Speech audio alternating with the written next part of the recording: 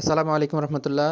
আহ, এই যে দেখছেন খড় নিয়ে আসছি, এটা হচ্ছে পুরা বর্ষার জন্য আসলে আমাদের শুকনো খড়টা রেডি করে রাখার জন্য এই অবস্থা। ভিডিও পুরোটা দেখতে থাকুন, ভিডিওর শেষে আমরা বলবো আসলে আমাদের কতটুকু খড় লেগেছে বা কত টাকার খড় দরকার হয়েছে, পুরা বর্ষার জন্য আমরা কতটুকু খড় সংগ্রহ করতে পারছি আর কি। ছোটবেলায় দেখতাম নানুদের জমিতে প্রচুর পরিমাণে ধান চাষ হইতো। ধান চাষ হওয়ার ফলে অনেক শুকনো খড় পাওয়া যেত। এখন তো ওই শুকনো খড় তো তখন ছিল, কিন্তু আমরা তখনও তো ফার্ম শুরু করি নাই। পরে এখন আস্তে আস্তে ওদের এখানে হচ্ছে নানুদের ধানের জমি সবগুলো মানে ওইরকম থেকে গেছে, কোনো ধান চাষ হয় না, শুকনো খড়ও পাওয়া যায় না। আমরা এখন আমাদের যখন প্রয়োজন হচ্ছে শুকনো খড়ের প্রয়োজন, তখন আমরা হচ্ছে বাইরে থেকে কিনে এখন হচ্ছে এগুলো করা লাগতেছে। তাও আলহামদুলিল্লাহ যতটুকু খড় আনা হয়েছে ততটুকু দিয়ে বর্ষাকাল আলহামদুলিল্লাহ চলে চলে যাবে। আহ, আগে আমাদের এরকম ঘাস শুকনো খড় যদিও লাগতো না, এখন হচ্ছে নালা নর্দমা অপরিষ্কার বা ভরে যাওয়ায় পানি উঠে যায়।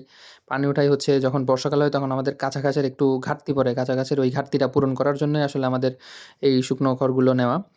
এখন আমরা আসলে হচ্ছে চারজন লোক ছিল এখানে, পাঁচজন লোক বলছিলাম আমরা কাজ করার জন্য। পরে দেখা যায় একজন না আসায় এখন আমাকে আর আমার খালাতো ভাই মামাতো ভাই সবগুলোরে নিয়ে হচ্ছে আমার কাজ করা লাগছে। দেখতে পাচ্ছেন কাজ কাজ করা লাগতেছে এখন। যদিও ওই খড়ের বিঘা আমরা একদিনে কাজ করতে পারি নাই, 2 দিন আমাদের সময় লাগছে পুরোটা। তো আমাদের টোটাল এখানে ওই খড়ের গাদি মারতে আমাদের 6 কানি জমির ধান লাগছিল। 6 কানি বিঘাতে হিসাব করলে প্রায় 7 বিঘা থেকে একটু বেশি পড়ে। ওই 7 বিঘা বা 6 কানি যেটা হয়, 6 কানি ধানের জমির আমাদের টোটাল খরচ পড়ছে, চারজন লোক সহ খরচ পড়ছে প্রায় 27 থেকে 28 হাজার টাকা। 27 থেকে 28 হাজার টাকা আমাদের পুরো বর্ষার শুকনো খড়ের আসলে ব্যবস্থা হয়ে গেছে আলহামদুলিল্লাহ।